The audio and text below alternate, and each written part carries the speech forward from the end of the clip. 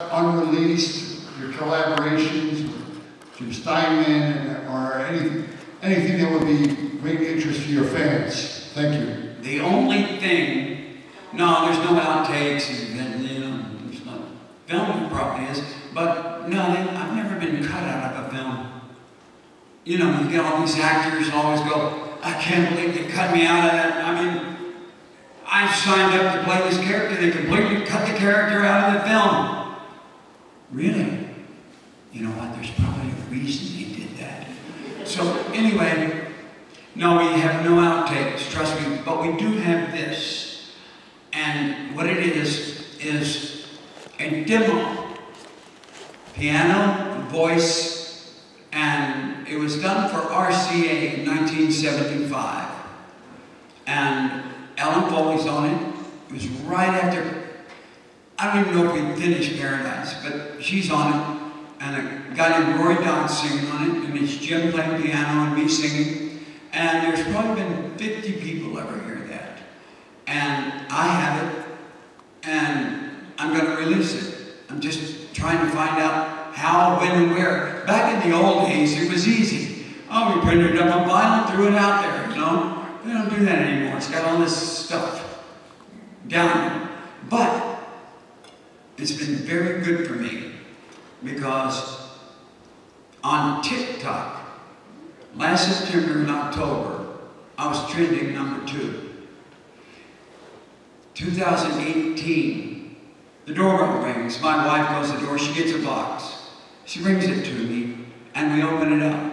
It is a gold single of Paradise by the Dashboard Light, released in 1978.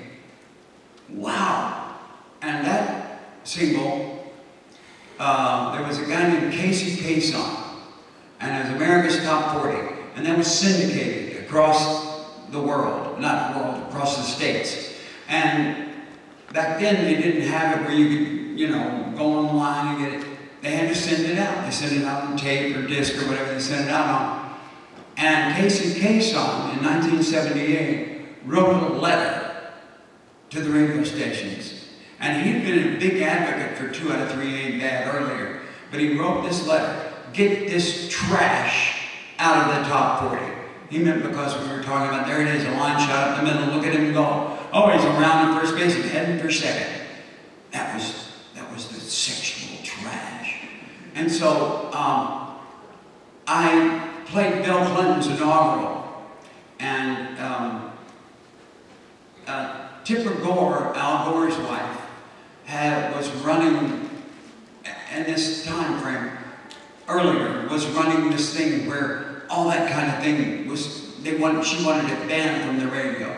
So we were freaking out that Al Gore and Tipper Gore were going to come, so we played Paradise really early, so they didn't have to play when she came.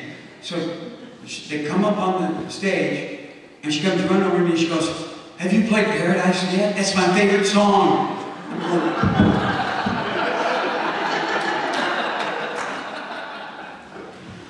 So I said, yes, we did. She said, will you play it again? So I turned to the audience, and there was a lot of people. I said, Tipper wants to hear Paradise. Is it okay? Now I went, yeah. So we played it again. I was dancing with Tipper, and Al Gore was dancing with Patty Rousseau, and it was one hell of a time. Bill was great. We had him playing a little saxophone with us because we had one handy. Jeez, I wonder why we figured that out. So anyway, it was very good. It was very cool. We did a couple of things for him, and Carter, and then we did for George.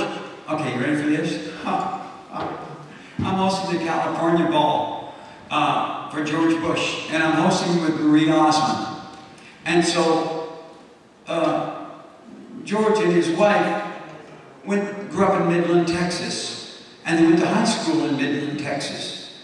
My freshman year in college, I went out with a girl from Midland, Texas, who would have been in the graduating class with George and, what's her name? Anybody remember? What? Laura. George and Laura. So I kept saying to Marie all night, I'm going, when he comes in, I'm going to go, do you remember Peggy Woodall? That was her name. And she goes, you can't do that. I said, why not? Of course I can. So he comes in, got all this Secret Service around him. I go up to him, hi, it's a pleasure to meet you. Do you remember Peggy Woodall? And he looks at me, and they look at me, and the Secret Service pulls me back, and they rush him away because I asked about Peggy Woodall. Maybe Peggy Woodall's a secret spy. You never know, you know? So anyway, I am an independent, so I just believe in America and roll that way. So anyway, to finish off your, I went off on a tangent. To finish off your thing, we have this demo and I want to release it. And one of the reasons I want to release it is because I just read a month ago, and this is after Mr. Jim passed away, and I love you, Jim. So anyway,